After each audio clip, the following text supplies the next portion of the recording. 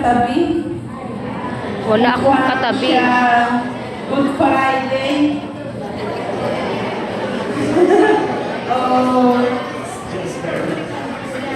nag-prepare pa siya sa Easter, kaya umiyak pa siya ngayon. Pero mga kapatid, ang ibig sabihin ng Kwaresma, hindi po dapat malungkot palagi, no? We need to be prepared. Kaya 40 na araw ng paghahanda. Sabi ko po sa mga taga-SI may kagabi na pag ako'y minsan commentator on the spot, nahihirapan po ako na tayo na sa Lunes ng unang linggo sa 40 araw ng paghahanda. Sabi ko, Kwaresma na lang para mabilis. Pero alam po natin na ang sabi po ni Ate Tere, ayaw po namin magsabi sa inyo ay kami ang nagbagyo, kayong hindi. No? At sabi po ni Bishop Bart, ang in charge or ang chairman ng Episcopal Commission of Biblical Apostolate, na ang ibabahagi po namin sa inyo, hindi po yung mga lugar na pinuntahan namin o malamig yung weather doon. Kasi sa totoo, si Tere at ako at Ate Charles hindi masyado lumabas po ng lugar doon. Sila lumabas sa gabi. Kasi late night market. Pero ako, madre, hindi ko talaga wala kong pira. So, hindi ako lumabas. Si Father Ado naman, tanongin na siya. So, ibabahagi ko po sa inyo isang pong patikim. Sabi po ng mga taga-LBS, tayo lahat, ng keynote address. Ang keynote, supposedly, sabi po ni Bishop Bart, siya po yung bubukas ng buong event, ng buong workshop. And lahat po nandun po kami, 402 at the Charles, 402 po kami, mga madre, mga pari, mga laiko, karamihang mga laiko. May mga obispo, meron din po hindi katoliko kasama po namin. May mga katutubo kasi diba ginawa po sa Baguio, so marami po mga kapatid natin taga-Abra, taga-ibang mga lugar doon sa Benguet, etc. So maganda, gusto ko po sana simula po sa pamamagitan ng ginawa nila, pero hindi ko marunong sumayaw katulad po ng mga kapatid natin na iguro. Hindi ba talaga ako marunong. Pero try natin na inculturize ko yung ating pong salita ng Diyos sa kanila. Napakaganda. Si Father, yung isa sa mga pari po, dala-dala yung Bible, sumasayaw siya. Kasi siya ay naglilingkod sa mga katutubo doon po sa northern mga provinces. So, mga kapatid, ang ibabahagi ko po sa inyo ay ito po yun, the Word of God as foundation of synodality. Kasi po, ang workshop po ay tungkol po sa collaboration. Ang collaboration sa 5 ministries or commissions na alam ko marami po sa inyo na pinabibilangan. Liturgy. Taas ang kamay, sino po sa liturgy sa inyong pong parokya? Lector, commentator, readers and collectors, lay minister, choir, lahat po yan sa liturgy. So, meron pong collaboration ng Biblical Apostolate sa kanila o sa inyo. BEC, taas ang kamay, sino po nasa BEC din? Diba? Marami din po yan. Meron din po kami social communication. SOCO. Asan yung mga kabataan natin? Ayan. Isa lang? Wala. Asan yung creative studios? Wala na? Okay. So, lahat po yan ay kasama din po yun. Meron din po yun, family and life. Sino dito may asawa? Ay. Parang dinenay nyo. Kahapon, nagtanong po ako sa isa sa mga taga-SIP, hindi ko sasabihin kung sino, ha? Sabi ko, buhayin pa tayong asawa nyo. Ganun siya.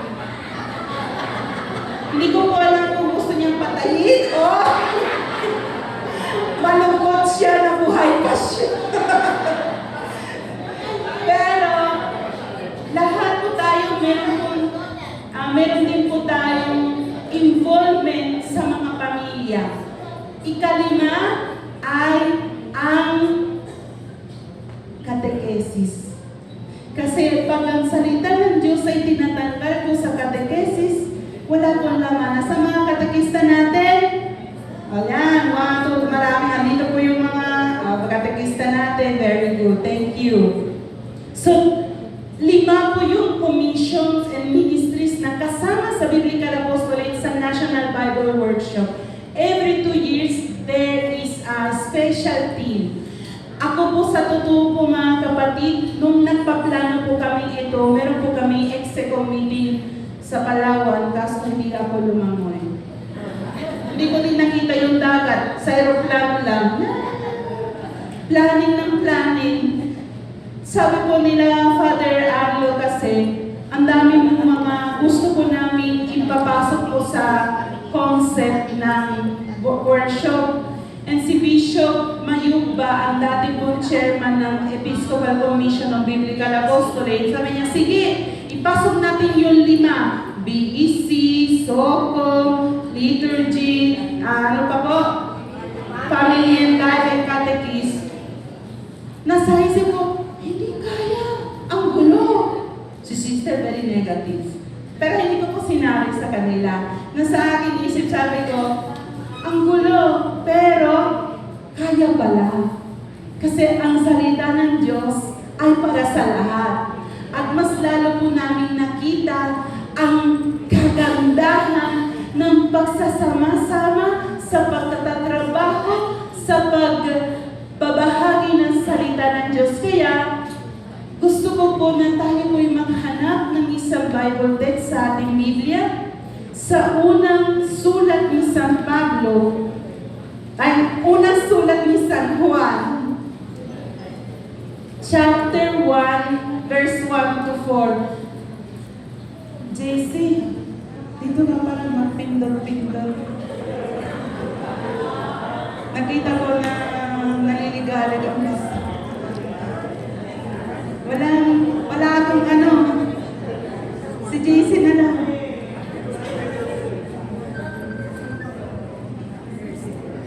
Meron ka na.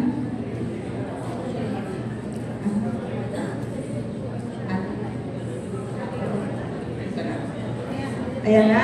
Kaya mo? Ayun! Thank you so much! Okay po. Nahanap nyo na po, hindi po yung ebanghelyo. Iba po yung ebanghelyo sa sulat. Okay po? Nahanap nyo na po? Okay, punta po dito. Pinakamabilis ang gusto po magpasabi. Sige po, sister. Kunin nyo po yung microphone and kindly proclaim po para sa ating lahat.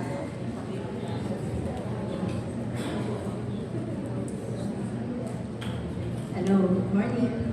Ang unang sulat ni Juan, Kabanata 1, mga talata 1 hanggang 4. Ang salita na nagbibigay buhay. Sumusulat kami sa inyo tungkol sa Kanya at sa simula pa ay siya na. Ang salita na nagbibigay buhay. Narinig namin siya at nakita. Napagmasdan at nahipo ng aming mga kamay. Nahayag ang buhay. Nakita namin siya at pinakatotohanan sa inyo at ipinangangaral namin sa inyo ang buhay na walang hanggan na kasama ng Ama at nahayag sa amin. Ipinahayag na namin sa inyo ang aming nakita at narinig upang makasama namin kayo sa pakikiisa sa Ama at sa Kanyang Anak na si Jesu Cristo. Sinusulat namin ito upang malubos ang aming kagana. Ang salita ng Diyos. Salamat sa Diyos. Imagine na ang ginawa po ni Bishop, sinulat niya sa iPad niya. Wala po akong At habang po kami nagbabasa po kami sa projector, sulat niya talagang lumalabas habang nagbabasa po namin. Very techy po si Bishop, pati AI ginagamit po ni Bishop, di ba, the Charles? Very magaling. Pero ang tanong po niya sa amin, kaya po ba natin sumulat katulad po ng sinulat ni San Juan. Kasi tayo po nasa isang simbahan na hindi po dapat maging stagnant. Kasi katulad po ng tubig na hindi gumagalaw. Anong mangyayari sa kanya kung hindi pinapalit? Maging yan, basta hindi ko po sure sa Tagalog yan. Mga ano? Yes, that one. Ang tubig na hindi dumadaloy ay hindi po nagbibigay buhay unless po sa mga palaka o sa mga ibang mga microbe yan, etc. No? Mga kapatid, ganun po yung simbahan na hindi gumagalaw. Ganun din po yung mga Bible apostles na hindi po nagbabasa ng Biblia sa araw-araw.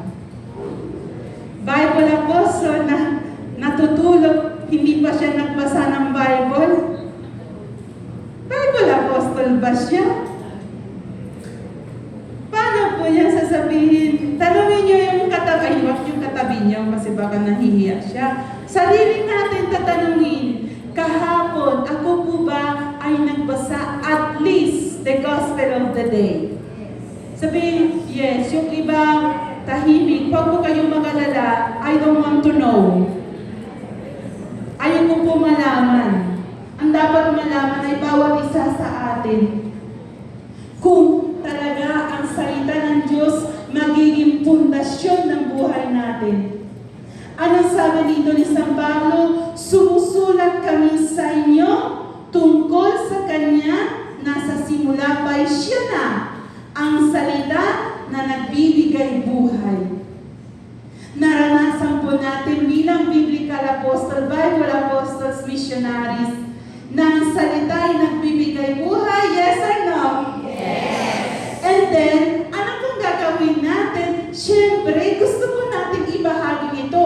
Kaya si San Juan, nagsulat. Dati wala pong messenger. Wala pong telephone. Nagsulat po siya sa mga komunidad. And sabi niya, ngayon, para saan ito? Narinig namin siya. Wow. Kahit sino sa ating hindi pa nakita po si Jesus, katulad po na nakita po ni San Juan noon. Di po ba? Hindi po natin nakita ang Panginoon. Pero, pwede din isa sa buhay natin ang salita nito. Sabi dito, narinig namin siya. Narinig ko si Jesus. Pag nagbabasa ko po ng salita ng Diyos, pag ako'y nagsisimba, kung gising, Kung gising. ay sa misa. Sabi niya, narinig namin siya at nakita. Napagmasdan at nahipo ng aming mga kamay. Nakikita natin ang mukha ng Panginoon. Nahihipo natin ang kanyang katawan sa pamamagitan ng paglilingkod natin sa ibang tao, sa kapwa nating kapatid, sa mga nakisalamuha po natin sa palengke, sa bahay, sa trabaho. Kaya, ang Bible text na ito ay parang nagbibigay sa atin ng imbitasyon para mamulat po yung ating mata. Sabi po ni Bishop Bart, ang pangalan niya Bartolome Santos. Siya po yung obispo ng Zambales, Ibang-iba siya. Sabi niya na nagturo po siya sa seminaryo, taga-Bulacan po si Bishop. Bago po siya tinawagan at pinili po siya magiging Bishop ng Iba Zambales. For 21 years po siya nagturo. Sabi niya, mahirap pala maging Bible Apostle kung galing ka sa academy, sa school lamang. Sabi niya, noon naging bishop siya, ayaw niya magturo. Gusto niya matuto. Kaya pumunta siya sa mga simbahan, pumunta siya sa mga katutubo, pumunta siya sa mga bahay ng mga tao, at pandemic time naman yun kasi naging bishop siya 2018. So 2 years pa lamang ang lockdown po. Pero yung iba, sabi niya, isang mahabang daan, yung National Youth Road nila, isang mahabang daan mula sa unang parokya hanggang sa huli, wala pong ibang daan. So pinupuntahan talaga niya lahat ng mga parokya. At doon sabi siya, maraming po siya natututunan. Kasi ang salita ng Diyos, hindi po lamang po dito. Sabi po niya, kinuot po niya si San Agustin that he wanted to have a conversion of the heart. Kaya ang salita ng Diyos, pag ating pong binabasa, dahan-dahan po natin, tayo po ay magbabago. Magwa-worry tayo pag hindi tayo magbago. Magwa-worry po tayo pag wala pong sinasabi ang salita ng Diyos sa atin. Ang ating, sabi po ni Bishop din, na kailangan po natin, meron pong Eucharistic vision. That means to see, to look at Jesus with a very loving glance, loving way of looking at Jesus, and long time to look at Jesus, especially sa Blessed Sacrament. Ating nakikita, ating nahipo, ating kinakain. Wow! Hindi po lamang nahipo natin, narinig natin, nakita natin, kinakain po natin. At sa Blessed Sacrament, ang tao na talaga nagmamahal sa salita ng Diyos, dapat magmahal din sa Blessed Sacrament. Kaya, sabi dito din sa verse 2, nahayag ang buhay, period. Sabi ko, parang ano si San Juan, di siya marunong magsulat. Nahayag ang buhay. Sorry po. Nahayag ang buhay. Wala po yung intro pati ano. Kasi, sino ang buhay? Si Jesus. Sino ang buhay na salita ng Diyos? Si Jesus.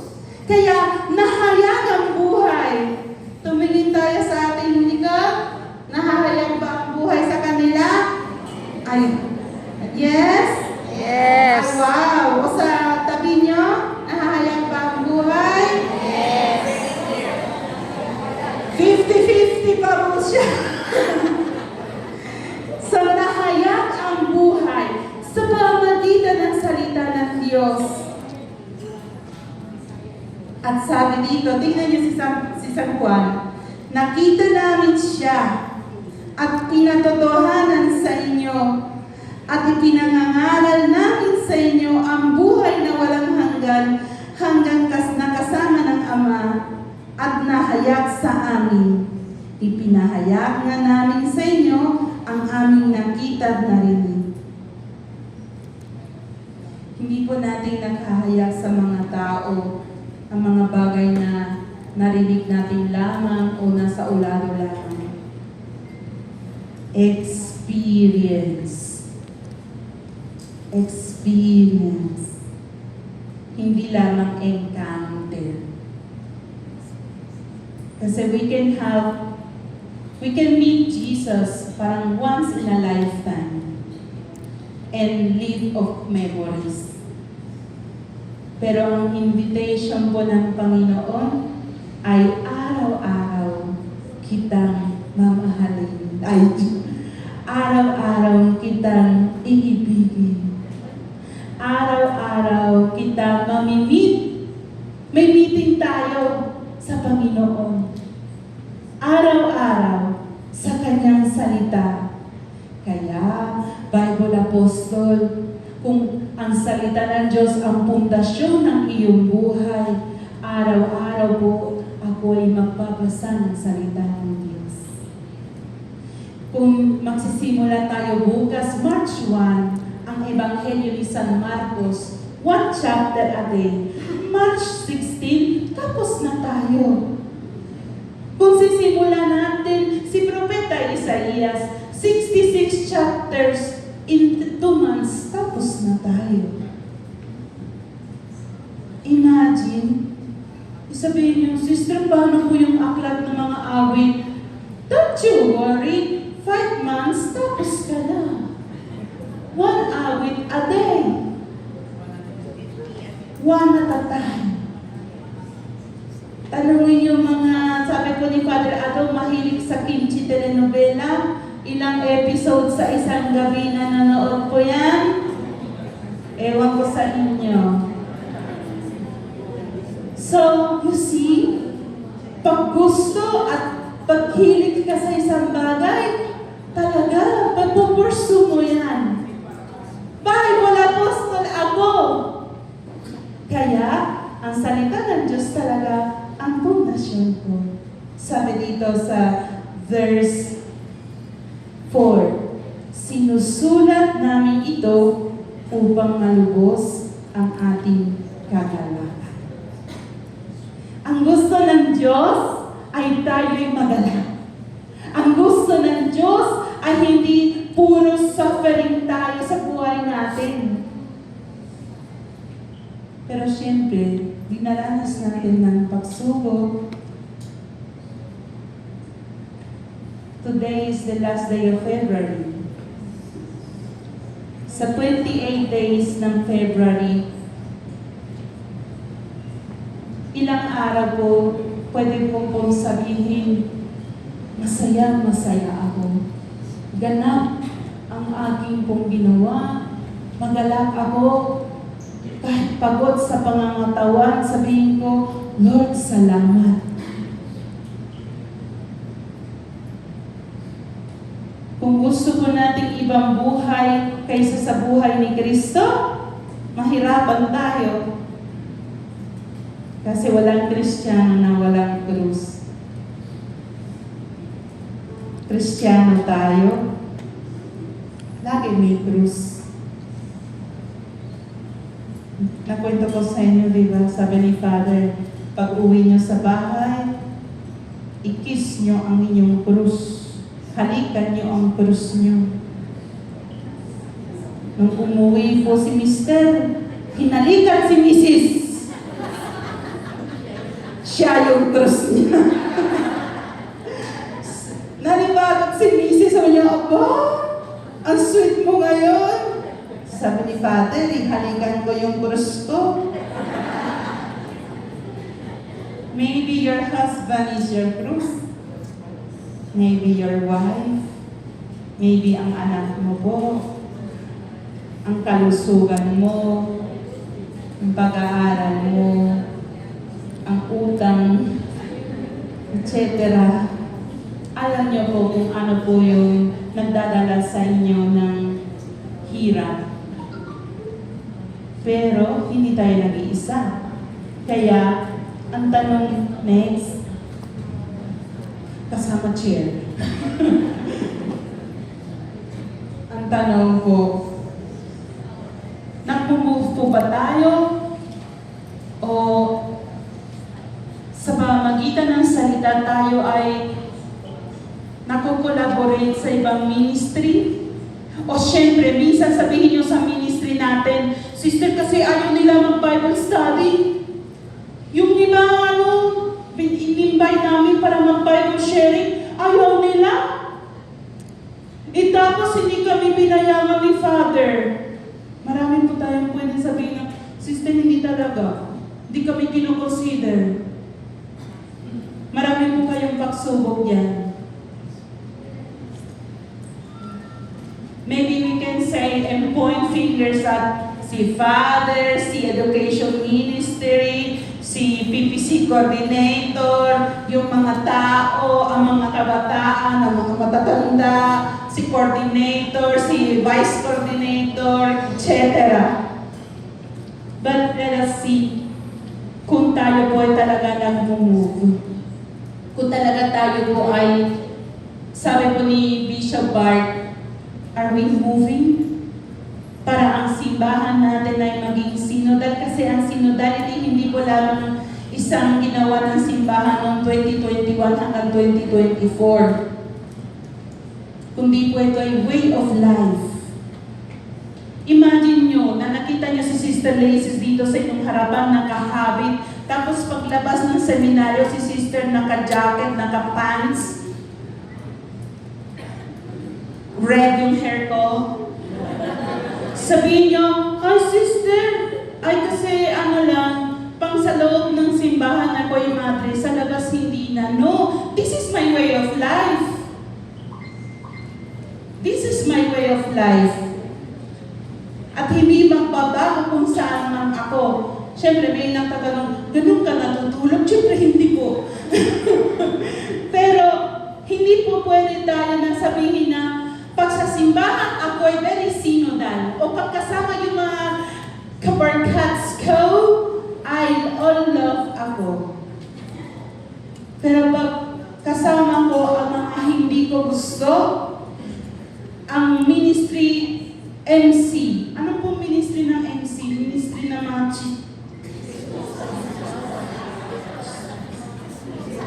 dapat MTS. Ministry Chismo sa Tagalog, no? I don't like that ministry, sister. Kasi Grandmaster of Chismosa, GMC. GCM pala, Grand Chismosa Master. Chismis master. Huh? At sabihin nyo, ay kasi yung mga GCM sister, ang hirap pakisamahan. Is moving. O gusto ko, lapitan nyo ako. Magtuturo kami ng Bible. Lapitan nyo kami. Ay, hindi sila lalapit. Kailangan po natin puntahan. Di po ba? Nung ako ay sa Borongan, hindi ko alam kung saan. Pero basta na sa mission ko ako sa field, sa barangay, dala kong kaldero, akala nila Happy New Year, pati gusto ko ng pagkain. Payat ako noon. Pero, kasi walang kampana. Sira yung kampana. Tapos yung mga tao, hiwa-hiwala yung mga bahay. Mabunga, Quezon, walang bunga. Pero, yung bahay. So, kaldero ako, yung isa, may kampana na galing po sa sacristy, tinatawagan ng mga bata, 4 p.m. Labas ang mga bata, akala nila may libre po sila system. Candy lang ang meron kami kasi talaga sobrang mahirap ang buhay nila doon. Ang ulam namin for 15 days, kamote, Gigi. Alam niyo Gigi? Kala ko hindi niyo alam. Gigi, kamote. Kamote, Gigi. Gigi at kamote with Gigi. Yun lang. Araw-araw ko yan. Kaya frito, kung ano po yung mga ibang ano. So you see, mga kapatid, hindi sila pupunta. Kailangan natin silang puntahan. Sister, kasi busy sila. Are we moving? O masaya tayo na marami tayo dito? Kumusta kaya ang kapitbahay natin? Kumusta kaya ang barangay natin? Kumusta kaya kanina ako'y dumaan mo doon sa footbridge? May nagbebenta ng shabu.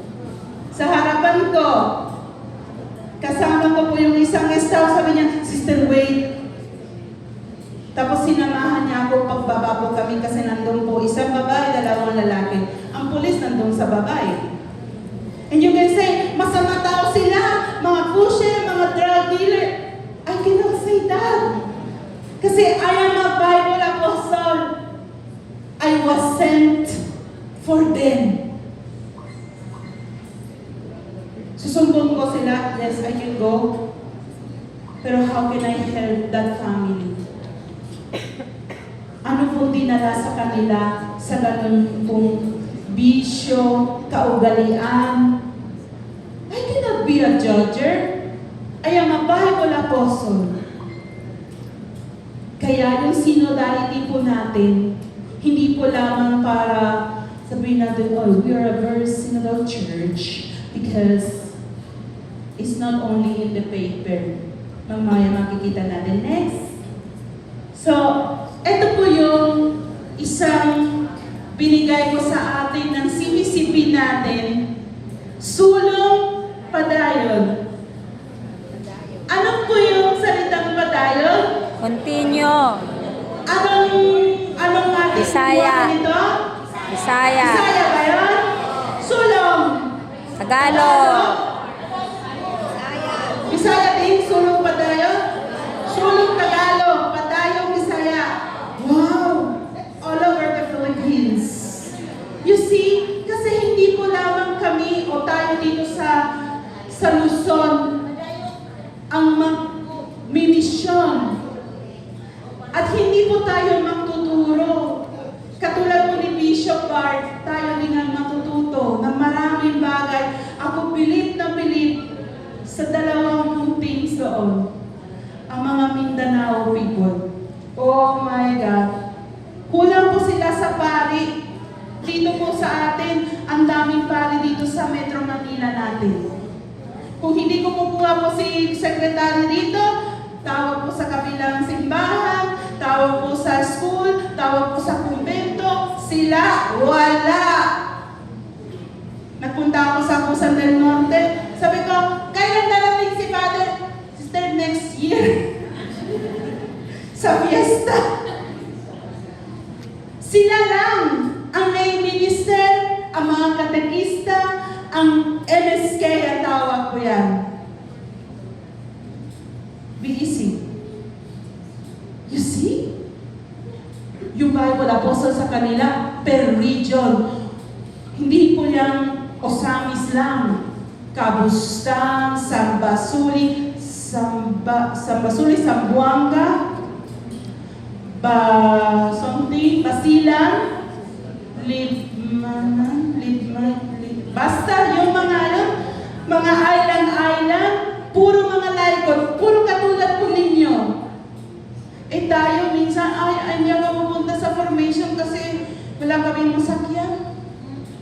Bangka! Siyempre, we cannot compare to them. That's the life that they have. We are here in the city. If sana, ako yung maraming natututunan sa kanila. Every time that I go to the National Bible Workshop, na-inspire talaga ako lagi. Mas lalo kong namamahal sa Pilipinas. Ampunin niyo ako.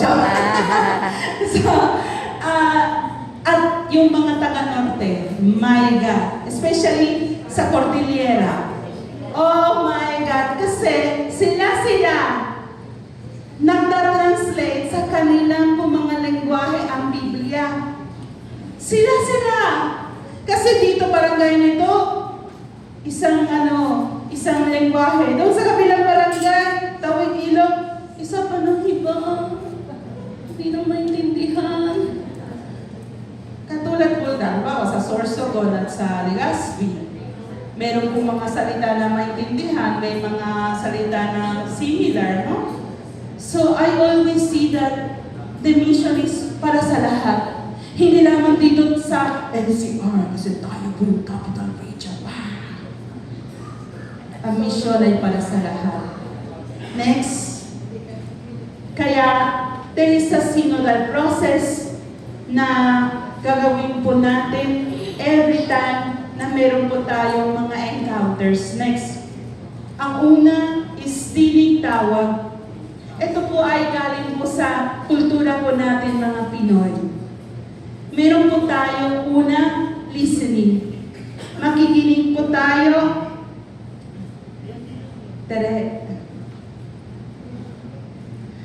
Kayo, yung food natin kasi piniprepare ko sa chef. Wait lang po, chef. May tumatawag. Baka ano. So, ito po yung tinitawag. Pakibasa po natin. 1, 2, 3. Tinitawag, listening and call. Listening to people, the poor, the signs of the times, and God's voice to discern God's call. Okay. God's voice. Kaya importante po ang pagbabasa ng salita ng Diyos. Importante din ang makikinig po tayo sa ating kapwa. Kumusta ang asawa mo kagabi pag-uwi niya sa trabaho? Kumusta ang anak mo pag galing siya sa school? Kumusta kaya si mama, si papa kagabi?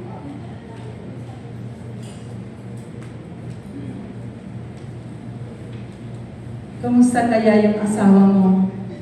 Sister, humihilig siya araw-araw gabi. Alam mo na okay ba siya? Listening to people, starting with our family. Common sense po ito eh. Kasi minsan, palakaibigan tayo sa labas, pero sa sariling pamilya, minsan wala.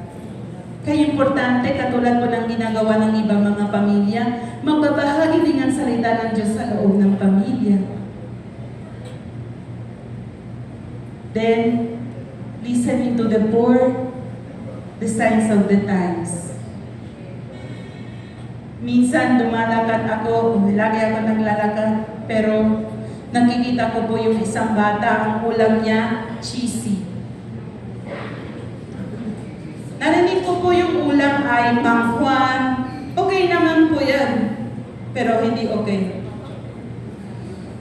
Ulam niya, cheesy. Yung chicheria na cheesy. Yun ang ulam niya. Sabi ko, Toy, bakit? Kasi, ayan yung kuya ko. Lumapit yung kuya niya. Bakit yun ang ulam ng kapatid mo? Hindi kasi tinira siya ng pagkain. Ay, nako. That is our reality. Maybe it is not my reality kasi bumibili po kami ng gulay sa palengke ng Blumentritt, pero yung bata na 9 years old, grade 3, wala po siyang ulam. Anong gagawin ko? Ay, very good. Good luck. Kung kaya natin gawin, kaya natin tulungan, tulungan natin. But we have to have a listening heart. And maybe I cannot answer at that moment, but I can call somebody. First, call God. And God is calling us. Kaya mga kapatid, ito po yung unang sa process. Second, next. Tawid, tanaw. So, kailangan po natin move on mula sa ating dating gawin. Gusto ko na katulad dati, marami kami, meron po kami Biblia Rasal, ganito, ganyan. Meron pong ibang mga pamahalaan ngayon. Kailangan po ng conversion. Kailangan po, meron pong bagong attitude, behavior. Dati pag ako o tayo mga, sino po millennial dito? Taas ang paa? Ako, pasang-awa millennial. Oh, Kuya Christian, pasang-awa millennial ka din? Oh, kami, si Tere also is millennial. So, hello, how are you? Mga baby boomers, Gen X, alam niyo yun kung sino kayo. Pag tayo po ay nakikinig sa school o sa magulang, pwede tayong sigawan. Kayo, very ganyan. And we are okay with that. Our generations now, I'm depressed. And it's not their fault, maybe it's us.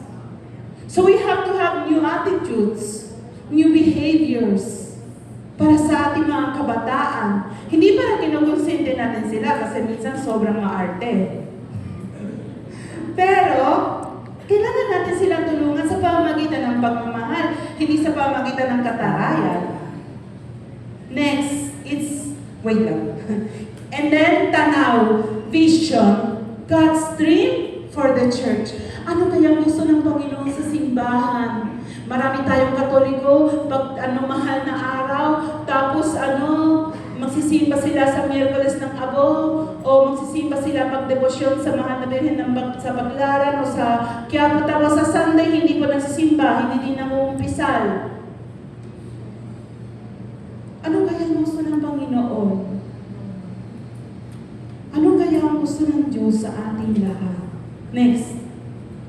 Yung susunod, parang sabi po ni Bishop, yung anong pronunciation nito? Tapak. Tapak? Babasahin natin lahat. Tapak. Tapak tindig. Faith and commitment. Taking concrete steps for change and embodying personal and communal responsibility. Di ba pag mali, yung ibang, may mali po ng connotation, yung tapak, tatapakan mo yung tao, no? But here it says more about our impact. Ano po yung impact natin? At paano po natin mahahanap ng mga pathways para dalhin natin ang salita ng Diyos sa mga tao? Ganon din, concrete steps for change. I want to change. Pero ayaw ko po ng pain that will take for me to change.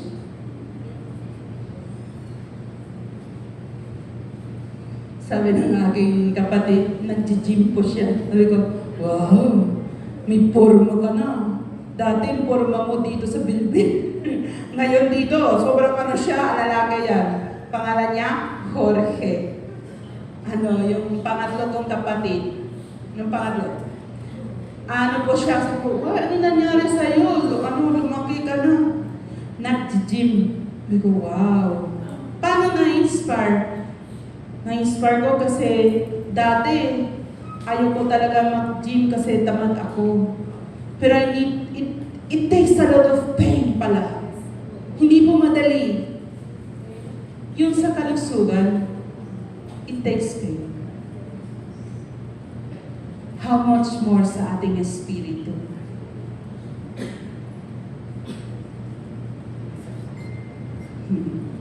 Kaya may binigay tayo sa panahon ng Kwaresma.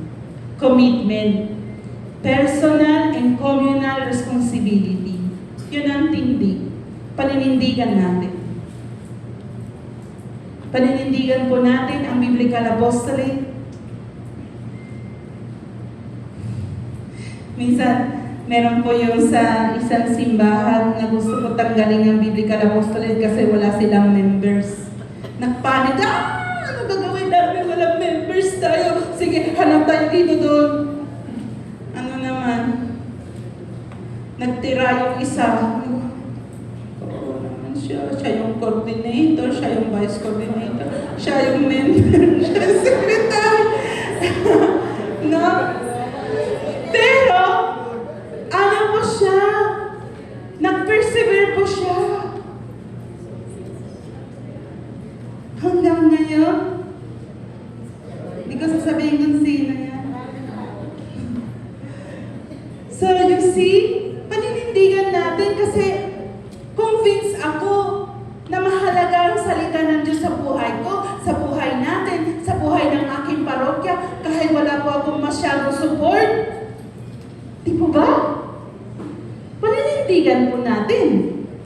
And last but not the least, tipan. Pakibasa po natin. Tipan, covenant, renewing commitment to God and Christ's mission as a synodal church. Ang gusto po ng Diyos, babalik po tayo sa Kanya. Babalik po tayo sa Kanyang mga pangako na hindi napapago. Babalik po tayo sa pamagitan ng salita ng Diyos. Sa salita ng Diyos na sinabi po ni San Juan, narinig namin, nakita namin, naranasan namin, nahipo namin. Kaya, yun ang ibinahagi po sa amin sa keynote address ni Bishop Bart Santos. Marami pang sinabi po ni Bishop, pero ang pinaka-importante sabi niya na ipapractice po natin ito. Kaya, meron po tayong activity na, meron tayong ibabahagi po sa atin ni Ate Childs. Siya po yung sunod po para sa ating pong gagawin po na patikim din ng ginawa po namin sa Baguio. Importante, nakasama po din si Brother George. First time, di ba, Brother George, sa Cebu? 2018 po tayo noon. 2020, si Tere naman kasama namin kasi at si Ate Eden sa saan tayo? Tere? Pampanga. 2022 online. 2024 si Brother Ryan sa Davao. 2026 sa Baguio. 2028 ang sunod. Sana pwede tayong sumaman lahat. Pero hindi talaga kaya po ng venue. Pero sa abot ng aming makakaya, gusto po namin na maranasan nyo din ang mararanasan po natin. Pag ako ay pumupunta sa Bible workshop, lagi ko nakikita, it is not in vain. At we are not alone. Sa buong Pilipinas, marami po yung katulad sa atin. Alam nyo, sa Batanes, last November, dumating ang isang pari taga Batanes. First time, wala pa silang Biblical Apostolate, siya lang. Dumating po sa Baguio, 3 sila. At ngayon, meron ng Bible coordinator ang mga parokya nila sa Batanes. Ang layo. At meron pala, anong po language nila? Ibatan. Isang nanay ang nag-translate ko yan. Ang Lubagong Tipan. Nanay. Mula sa Tagalog, English, sa Ibatan. Para ang mga taga-Batanes pwede magbasa ng Biblia at yung Biblia na yan ipinakita po kay Pope Francis nung buhay pa siya ng isang pare taga-Batanes na nagbisita po sa Roma. Isang nanay, katulad po ninyo. Sa buong Pilipinas, may mga tao na nagmamahal sa salita ng Diyos. May mga tao na nakita ang kagandahan ng salita ng Diyos at ibinabahagi. Kaya hindi kayo nag-iisa. Everything matters sa plano ng Diyos. Siyempre, kung hindi tayo gagawa, kikilos pa rin ng Diyos. Pero mas mabuti kung kikilos tayo. Para tayo din ay maranasan ng galak ng paglilingkod. Amen? So, andito naman po si Tere at si Ate Charles, sila po mag-explain, pero meron po ako konting announcement bago po ako bumaba dito. Meron pong isang libro na maganda about St. Joseph. It is Josephology. Si Brother Chris Arca, ang isinulat po ito, ang manunulat. Nandun po sila sa likod. The book is worth 500, but out of the 500, 50 pesos will go to our ministry. So if you would like to buy, andun po si Brother Chris, ang kanyang pong mother po. So after our